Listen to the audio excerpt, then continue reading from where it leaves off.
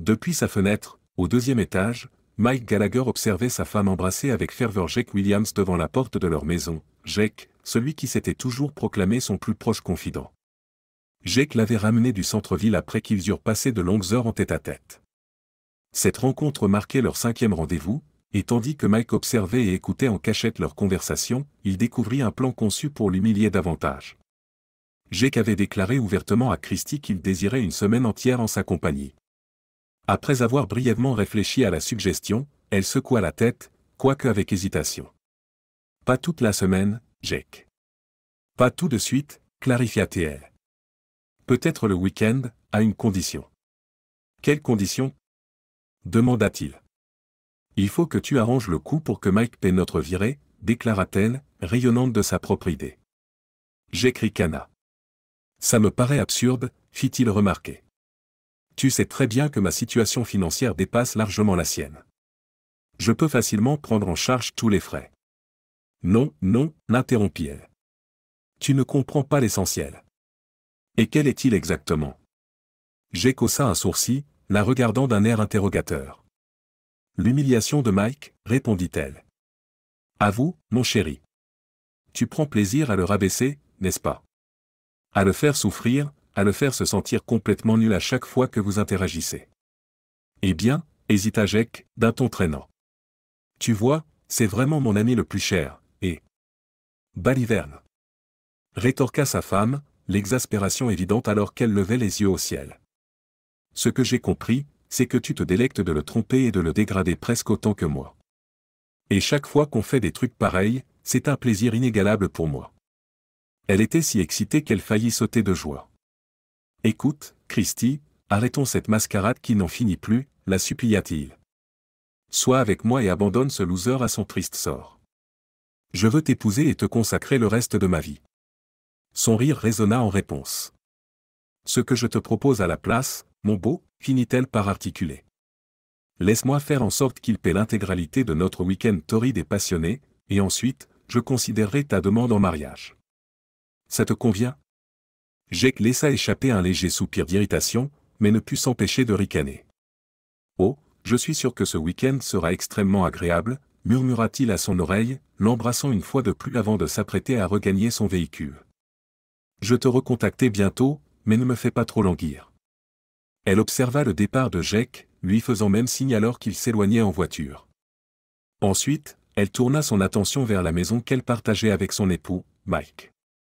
En entrant, elle commença à se dévêtir en montant les escaliers. Entrant dans la chambre, Christy croisa le regard de Mike, il était assis sur le lit, et elle jeta son chemisier de côté. Elle sourit, ouvrant sa jupe zippée et la laissant s'accumuler autour de ses pieds, maintenant entièrement nus. Cette femme mariée assistait habituellement à ses rendez-vous avec Jake sans sous-vêtements, alors elle s'aventura dans la salle de bain pour s'examiner dans le miroir, laissant la porte entr'ouverte. « Tu as probablement entendu notre conversation ?» demanda-t-elle nonchalamment, observant sa réaction dans le miroir du coin de l'œil. « Je te quitte pour Jake. On va passer un week-end débridé ensemble, et c'est toi qui paieras les frais.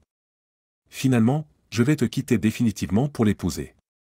Pendant toute la durée de nos 3 ans de mariage, c'est moi qui ai assumé toutes les dépenses, » dit Mike d'une voix abattue. « Je pensais que tout allait bien entre nous. Je n'ai fait que te chérir ardemment, m'efforçant de te témoigner cet amour quotidiennement. Se pourrait-il que tu n'aies aucun sentiment pour moi ?» Christy se contenta de ricaner avec dédain. « Comment pourrais-je concevoir de l'affection pour toi ?» demanda-t-elle sarcastiquement. « Tu n'incarnes qu'une pauvre loque et un bon à rien qui tolère que ton meilleur ami fasse la cour à ta femme. » Détournant brièvement les yeux du miroir, elle aperçut Mike assis, abattu, sur le bord du lit, les épaules affaissées, reniflant bruyamment. « Oh, voyons, reprends-toi un peu, » le railla-t-elle, d'un ton dégoulinant de dérision. « C'est pour ça que tu me traites avec un tel désinvolture depuis ces derniers mois. Et les vœux solennels que tu as prononcés devant l'autel ?» demanda-t-il doucement. « Tu imagines vraiment que quelques remarques irréfléchies que j'ai pu faire suffisent à me retenir ?» Son ton était empreint de sarcasme. « Le raté et le minus que je vois dans cette pièce ne me méritent pas. Christy, s'il te plaît, je t'en supplie, ne me fais pas ça. Je tiens toujours à toi, et tes propos blessants me brisent le cœur. » La voix de Mike tremblait tandis que son regard balayait sa silhouette à couper le souffle. Même après si longtemps, il la regardait toujours avec la même admiration béate qu'il avait eue le jour de leur mariage, quand il avait pris ses mains avec joie et lui avait passé l'alliance au doigt. Christie pouvait lire le désir ardent dans ses yeux tandis qu'il la dévorait des yeux, nus. Elle ricana et secoua la tête. « N'entretiens pas de telles pensées, pauvre créature, fit-elle. Je ne te permettrai plus jamais de me toucher avec cette pitoyable excuse. Quand l'envie me prendra, je ferai venir un vrai homme ici pour savourer une intimité satisfaisante. Et quant à toi, mon cher mari, railla-t-elle, je pourrais bien te permettre de rester assis dans le fauteuil d'angle et de m'observer prendre du plaisir juste sous tes yeux. Peut-être te laisserai-je fantasmer. Ou pas. » L'expression de Christie s'illumina soudainement, ses yeux pétillants comme si une idée saugrenue venait de la frapper. « Peut-être que je te laisserai. »« Non. Je te laisserai me nettoyer si tu es sage. » Voilà. Absorbée dans ses pensées fantasques, Christie ne remarqua pas comment les traits habituellement doux de son visage se durcissaient à chaque instant, comment la peau de ses pommettes se tendait, et comment ses doigts se crispèrent instinctivement en point. « Putain de toi, vieille harpie !» murmura Mike d'un ton menaçant, se levant du lit. La main de Christie, qui lissait ses cheveux, se figea en plein mouvement. Pour la première fois, son tendre et affectueux mari lui adressait des paroles aussi blessantes. Se redressant et pivotant la tête, elle le regarda sortir de la pièce et commencer à descendre les marches. Fascinée, mais quelque peu troublée, Christie jeta la brosse dans le lavabo, se précipita à la suite de Mike et l'observa saisir la poignée de la porte d'entrée. « Où crois-tu aller ? Dans un bar pour une cuite mémorable en te plaignant de ton existence lamentable au barman ? Ou peut-être te précipiter chez ta mère pour pleurer sur son épaule comme un enfant, ricana-t-elle avec mépris, se tenant dans les escaliers, les mains sur les hanches. S'arrêtant un instant à la porte, il la fixa en silence pendant de longues secondes, la tristesse se reflétant dans ses yeux. En haut, dans la chambre familiale autrefois partagée, il avait compris qu'il avait enduré tout ce qu'il pouvait d'elle et qu'il ne devait plus rien à cette femme. « Adieu, Christie », dit-il finalement avant de claquer la porte. Elle entendit la portière de la voiture se déverrouiller puis claquer violemment. Le moteur rugit, et peu après, elle le vit partir. Où pouvait-il bien aller ? Se demanda Christie, perplexe, avant de hausser simplement les épaules. Au diable avec lui, pensa-t-elle avec indifférence. Bien contente de me débarrasser de ce déchet méprisable. Elle saisit son téléphone et composa un numéro familier. Allô, mon chéri, roucoula-t-elle. Mon petit mollusque s'est enfui, alors pourquoi tu ne viendrais pas prendre soin de moi tout de suite ? J'arrive. Dépêche-toi. Je suis impatient. 3 jours plus tard, Michael arriva à la maison, actionna l'ouverture de la porte du garage depuis sa voiture, entra et referma la grande porte derrière lui. Saisissant sa mallette, il entra résolument dans la maison. À cette heure-là, Christie était assise à la table de la cuisine, plongée dans le journal et sirotant son café. Michael évita de lui adresser la parole. Il se contenta de passer devant sa femme, qui avait levé les yeux de sa lecture, et se dirigea directement vers son bureau. Perplexe, Christie se leva aussitôt de la table, se dirigea vers la porte de son bureau et tenta d'entrer. Elle tourna la poignée, mais la porte était verrouillée. C'est inhabituel, pensa-t-elle. Son mari n'avait jamais verrouillé cette porte auparavant. Elle frappa à la solide porte en bois et, quelques secondes plus tard, lorsque la serrure se débloqua, elle tourna la poignée. Poussant la porte, elle le vit assis à son bureau, examinant attentivement une carte d'une certaine région sur l'écran de son ordinateur. Christie savait que Mike travaillait actuellement sur un projet de développement résidentiel près d'un des nombreux lacs de la région, et elle pensait que la carte affichée sur son bureau représentait le projet sur lequel il était plongé. « Que veux-tu » demanda-t-il brusquement, levant son regard pesant pour croiser le sien. Pendant un instant, elle tressaillit et se sentit quelque peu mal à l'aise. Il ne lui avait jamais parlé avec une telle dureté auparavant, et pourtant, en même temps, elle reconnaissait qu'elle l'avait traité assez mal ces derniers temps. Hésita-t-elle, se raclant la gorge pour chasser une soudaine sécheresse. J'étais inquiète. Tu es parti il y a 3 jours et je n'ai pas vu le moindre mot de toi. J'ai essayé de te joindre sur ton portable, mais tu n'as jamais répondu. Es-tu sûre d'avoir été réellement inquiète pour moi ? Son ton était chargé de sarcasme. Christie hésita brièvement. Était-ce vraiment l'homme qu'elle connaissait ? Il ressemblait à Mike, et il avait la même voix, mais il y avait quelque chose de subtilement différent, comme si quelque chose en lui avait changé. Peut-être l'avait-elle poussé trop loin. Elle tenta de caresser sa joue, mais il esquiva son geste. Tu ne veux pas embrasser ta femme, demanda-t-elle, se sentant blessée. Ça fait 3 jours entiers que je ne t'ai pas vu. Il la fixa pendant un moment, avec un regard dans les yeux qui lui donnait l'impression d'être un insecte désagréable examiné au microscope. Puis il secoua lentement la tête. Non, répondit-il avant de replonger son regard dans l'écran de son ordinateur. Merci de refermer la porte en sortant, ajouta-t-il. Christy était maintenant réellement déconcertée. Son mari n'avait jamais repoussé ses marques d'affection et l'accueillait toujours avec un baiser. Mais l'homme désormais assis calmement devant elle dégageait une froideur inhabituelle. Elle se retira, refermant prudemment la porte de son bureau, puis se précipita dans la chambre principale pour récupérer son téléphone. Elle composa un numéro familier, et l'homme répondit immédiatement. « Jake ?» « Il est revenu, dit Christy. Mais il y a quelque chose d'étrange. On dirait quelqu'un d'autre. Il ne m'a même pas embrassé en entrant. »« Ne t'en fais pas, ma chérie, » la rassura Jake au téléphone. « Il a probablement juste compris que tu vas le quitter et qu'il ne peut rien y faire. Je passe ce soir et on réglera tout ça tous les deux. Passe-moi-le, juste quelques minutes, et je vais éclaircir la situation. »« D'accord, » répondit Christy, toujours pas totalement convaincue. « J'espère que tu as raison et que tout va bien se passer. À ce soir, mon amour. » Michael avait entendu un morceau de sa conversation et sourit à peine en reprenant son travail sur l'ordinateur. Ce soir-là, Jake se gara dans l'allée de Mike. Christy ouvrit la porte et l'embrassa passionnément sur les lèvres en le serrant fort dans ses bras dès qu'il entra. « Il est où ?» demanda Jake en se détachant d'elle. Christy montra la porte du bureau. « Il est enfermé là-dedans depuis toute la journée, » répondit-elle. « Laisse-moi avoir un mot avec lui en privé, » suggéra son amant, en se dirigeant vers le bureau. « Ça ne prendra pas longtemps. » Il frappa à la porte mais la trouva verrouillée. « Mike, c'est moi, Jake. Ton ami. On peut se parler quelques minutes ?» Le verrou de la porte claqua, et Jake entra. Il sourit chaleureusement et commença à avancer, tendant la main, mais après quelques pas, il s'arrêta net. Le propriétaire était assis à son bureau, affalé sur sa chaise, fixant Jake intensément sans faire un seul mouvement. Le sourire de Jake s'estompa progressivement, et sa main tendue retomba mollement le long de son corps. « Ferme la porte et assieds-toi » ordonna Michael, en indiquant une chaise vide. Jake ferma la lourde porte et s'assit tandis que Michael se versait un verre avec nonchalance. « Tu ne proposes pas un verre à ton ami ?» demanda Jake alors que Michael refermait le bouchon de la bouteille de scotch et la rangeait sur l'étagère.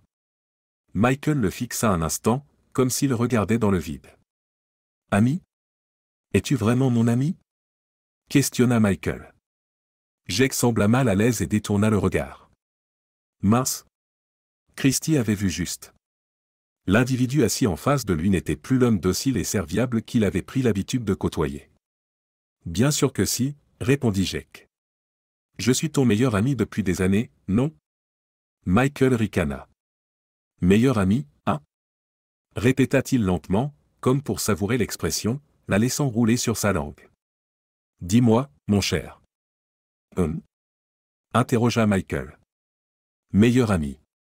Quel genre d'ami vole la femme d'un autre, hein ? » Mike, je suis désolé, commença Jake, mais Michael le coupa. « Tu es impatient d'avoir Christy, n'est-ce pas ? » demanda-t-il. Jake hocha la tête. « Et à quel point la désires-tu ?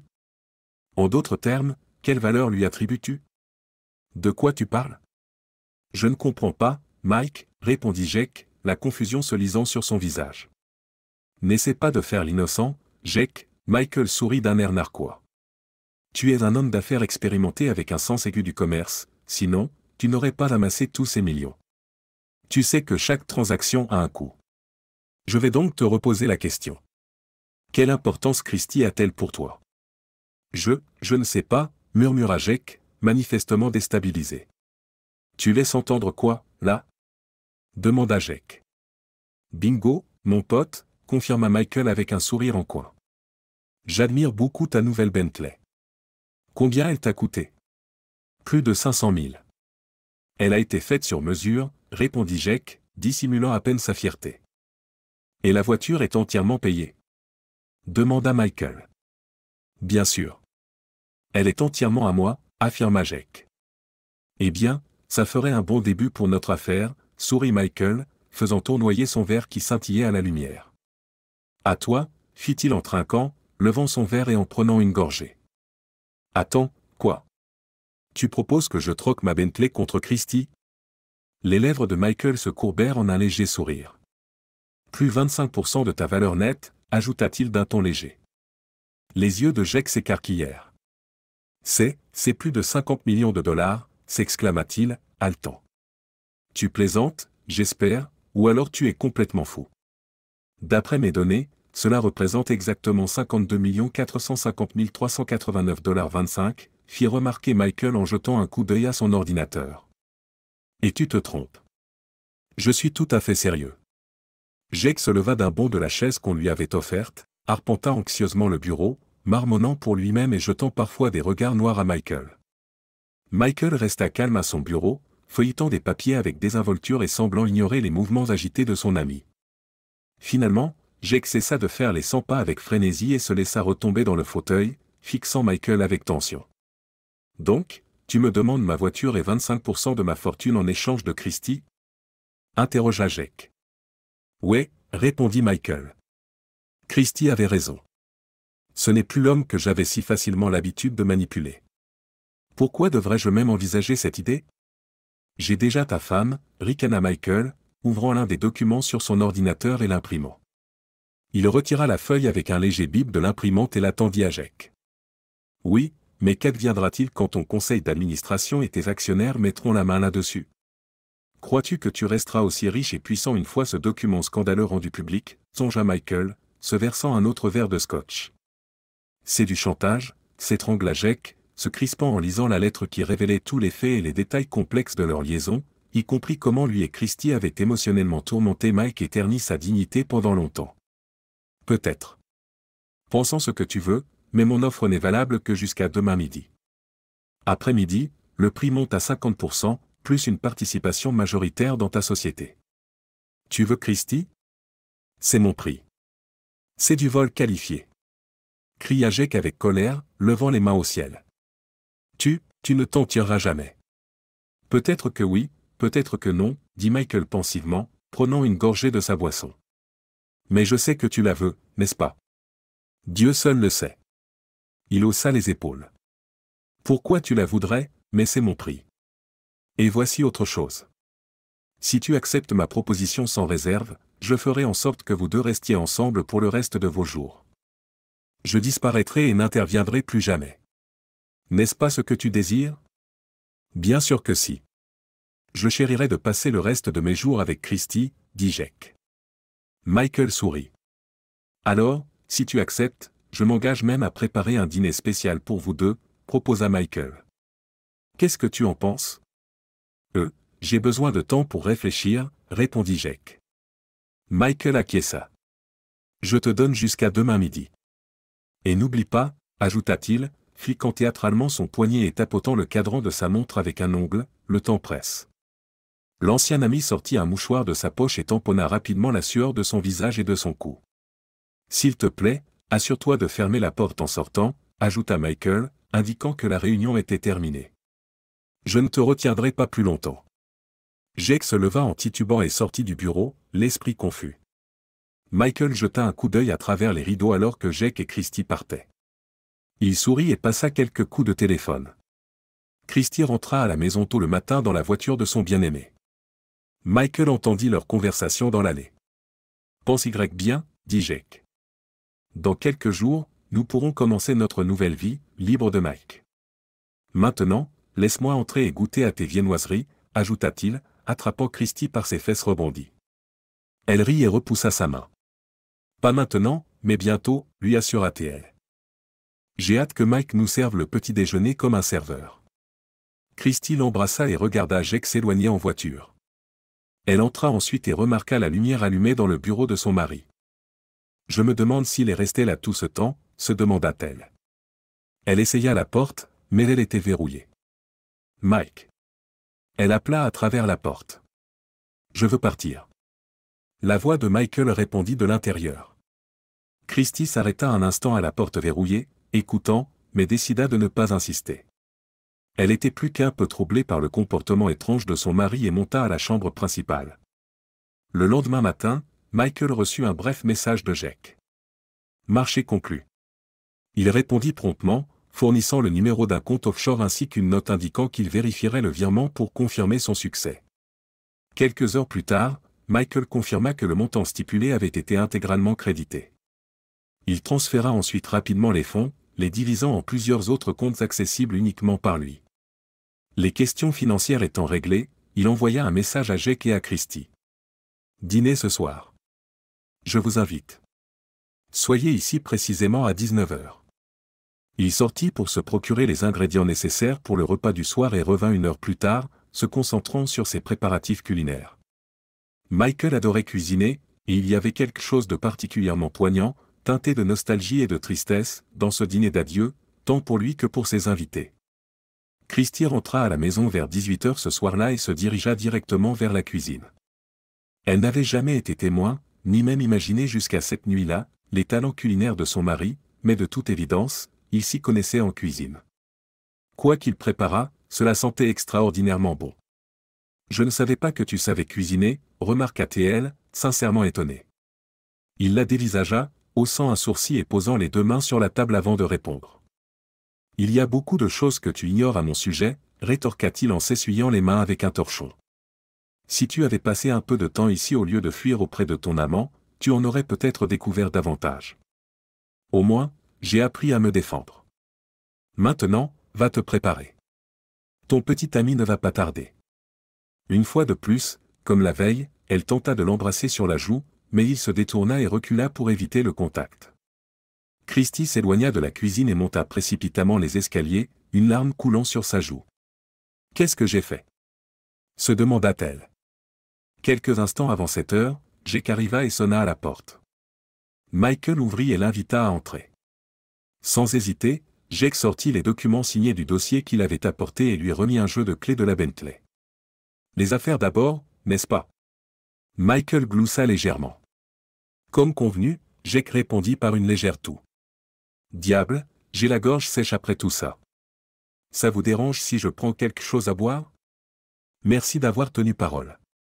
Bientôt, je vous emmènerai, Christy et toi, déguster une bonne bouteille de champagne pour que vous puissiez vraiment fêter ça, dit Michael en glissant les clés dans sa poche.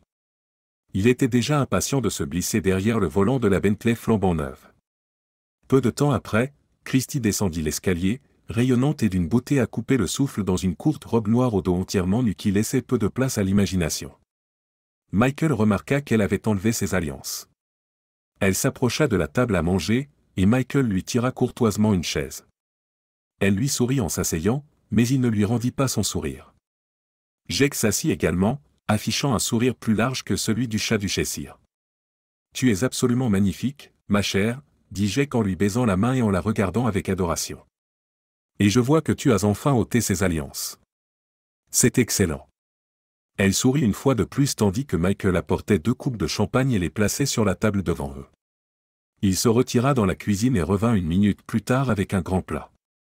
Lorsqu'il souleva le couvercle, un nuage de vapeur s'échappa, et ils inhalèrent tous la délicieuse odeur de la lasagne que Michael avait préparée. « Ça sent divinement bon, Mike, » admit Jake en posant sa serviette sur ses genoux. « Peut-être as-tu manqué ta vocation. » Michael resta silencieux pendant qu'il versait 2 portions dans les assiettes.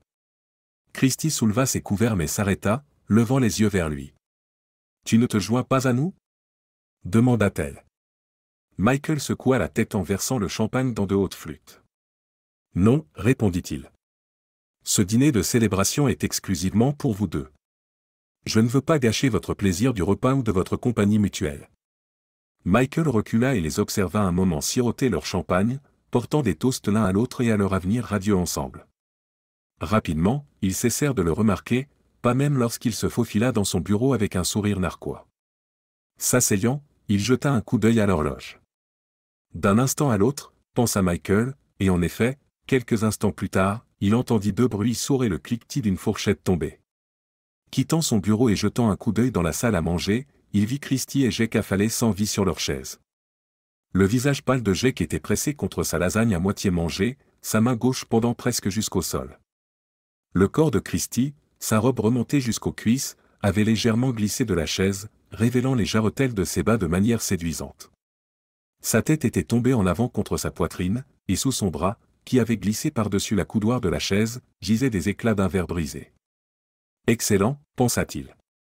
Ils resteront inconscients pendant au moins 6 heures. Michael se changea et entreprit de déshabiller les deux amants, en entremêlant complètement leur corps et en attachant leurs mains et leurs pieds autour de l'autre.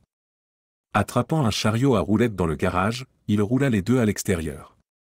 Après avoir d'abord solidement attaché leurs corps inconscients avec de lourdes chaînes renforcées avec des poids, Michael inséra des bâillons dans leur bouche au cas où ils se réveilleraient avant qu'il n'atteigne sa destination finale. Ce ne fut pas facile, mais il réussit à faire entrer les deux dans un grand sac de toile qu'il avait acheté spécialement pour cette occasion. À l'aide du chariot et d'un palan portable, Michael souleva le sac contenant les amants dans le coffre de la Bentley et verrouilla le couvercle avec une clé. Sous les innombrables étoiles éparpillées dans le ciel qui s'assombrissaient rapidement, il monta dans la voiture et quitta la ville. Quelques heures plus tard, une fois arrivé à l'endroit prévu, il remarqua un bruit de frottement accompagné de gémissements étouffés. Il dénoua alors soigneusement et ouvrit l'ouverture du sac qui se tortillait. Deux têtes complètement désorientées en sortirent, regardant anxieusement autour d'elle dans l'obscurité dense. Michael se pencha sur elle, tenant fermement un petit tasé de poche. « Si vous me promettez de garder le silence, je retire les bâillons et je répondrai à toutes vos questions, déclara-t-il. Mais si l'un de vous deux crie, croyez-moi, ma réaction ne vous plaira pas, ajouta-t-il, en agitant le tasé pour appuyer ses dires. Ils hochèrent tous les deux la tête presque simultanément, et Michael retira leurs bâillons. Où sommes-nous? Demanda Christie, la voix teintée d'horreur. Qui êtes-vous? Qu'est-ce qui se passe? La panique était évidente dans sa voix, qui se brisa. Ouais, ajouta Jake, qu'est-ce qui se passe au juste ici? Consultant son GPS, Michael répondit à la femme infidèle, nous sommes exactement à l'endroit où votre mari a trouvé la mort. Quoi? Mike? Il s'est suicidé? S'écria Christie, les yeux écarquillés. De quoi parlez-vous? Oui, il m'a tout raconté. La façon dont vous l'avez traité comme un déchet ces dernières années, dont vous lui avez refusé toute intimité, dont vous l'avez trahi, humilié, et pire encore, répondit Michael. Oh, veuillez excuser mon manque de présentation. Vous pensez peut-être que je suis Mike, mais je suis en réalité son frère jumeau, Michael. Il marqua une pause. Non seulement nous partageons le même ADN, mais, curieusement, nous avons aussi le même prénom et la même initiale au milieu. Jake et Christie le fixèrent, stupéfaits, ressemblant à des biches prises dans les phares d'une voiture. Je l'avais pourtant prévenu à ton sujet, Christie, mais il était aveuglé par l'amour et il n'a pas voulu écouter mes conseils. Vous n'imaginez pas à quel point j'ai failli. Il rapprocha presque son pouce et son index.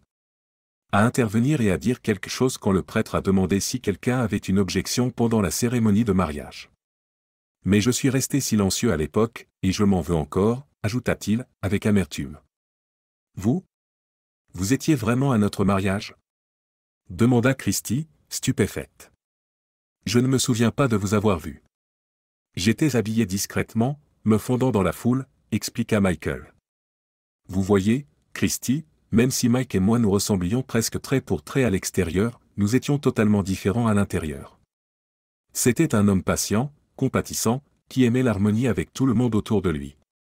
Contrairement à moi, il fuyait les conflits à tout prix, et surtout, il vous aimait profondément, endurant presque n'importe quoi pour vous rendre heureuse. Soupirant, Michael poursuivit, moi, au contraire, j'ai tout de suite vu clair dans votre jeu.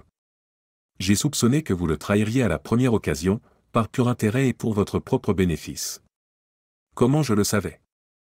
Appelez ça de l'intuition, un sixième sens, ou de la perspicacité, peu importe. Pour le bien de Mike, j'espérais me tromper à votre sujet.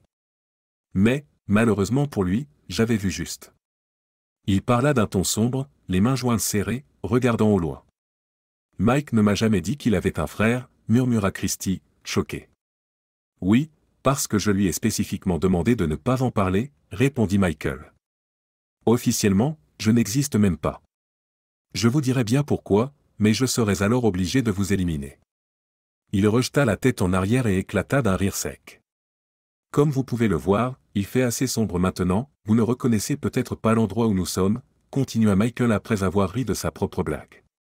Au cas où vous seriez curieux, nous sommes dans la partie la plus profonde du lac sans fond, l'endroit même où Mike a mis fin à ses jours il y a quelques jours. Vous voyez, Christie, il ne pouvait tout simplement plus supporter ce que vous lui aviez fait, et il a choisi la voie la plus facile, la plus rapide. J'ai essayé de l'en empêcher, mais il était inébranlable. Des larmes coulaient sur le visage de Christie.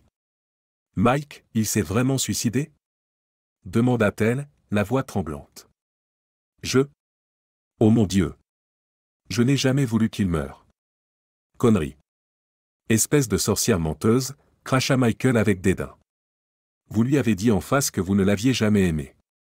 Autant lui tirer dessus vous-même. Michael se tourna vers Jake. Et quant à toi, espèce de moins que rien. Toutes ces années, tu as agi comme si tu étais son ami le plus proche, et pourtant vous restez évasif concernant cette question. Quelle sorte d'ami trahit le sien en prenant sa femme? Quoi?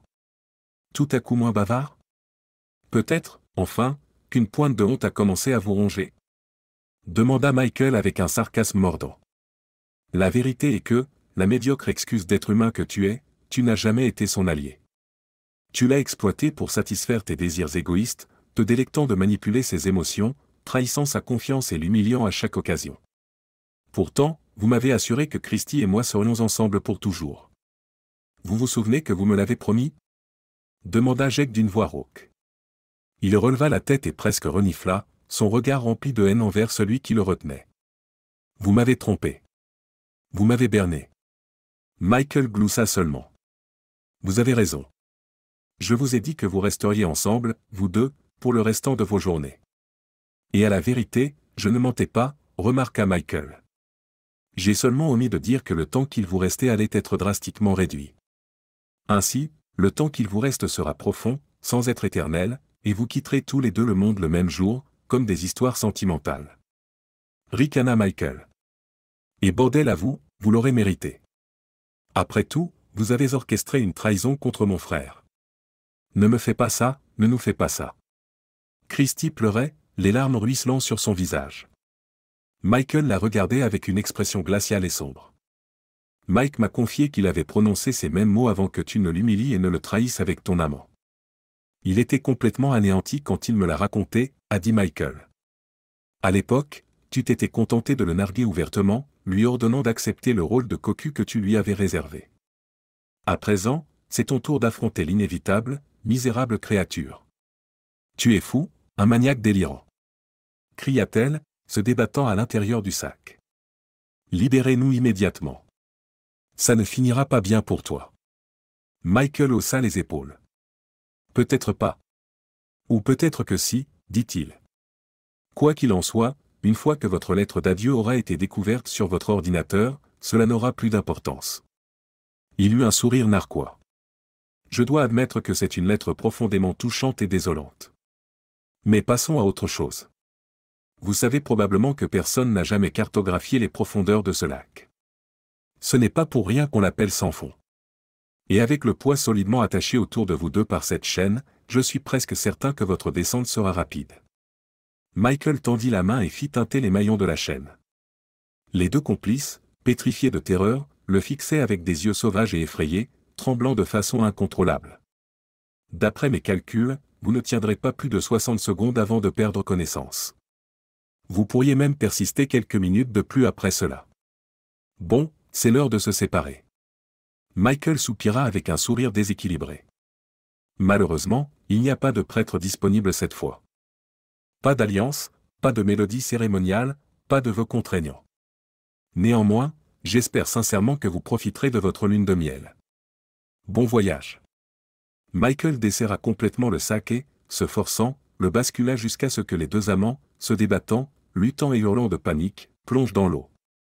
Bon voyage, murmura-t-il doucement, observant le cocon scintillant de chaîne s'estomper progressivement et disparaître dans les profondeurs sombres, une traînée de bulles remontant à la surface.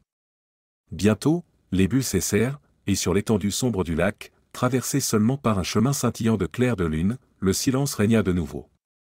Michael démarra le moteur du bateau, qui crachotait doucement, et mit le cap sur le quai de la marina, guidé par les faibles lumières du ponton perçant le brouillard matinal. Là, il amarra le bateau, coupa le moteur et sauta dans la Bentley, discrètement dissimulée dans l'ombre profonde des quais. Tournant la clé pour réveiller le moteur avec son doux grondement, il nota mentalement un rappel. Brûler le sac pour effacer toute trace de son contenu précédent. puis il sortit son téléphone de sa poche intérieure et envoya un bref texto. C'est fait. La réponse arriva presque immédiatement. Merci, mon frère.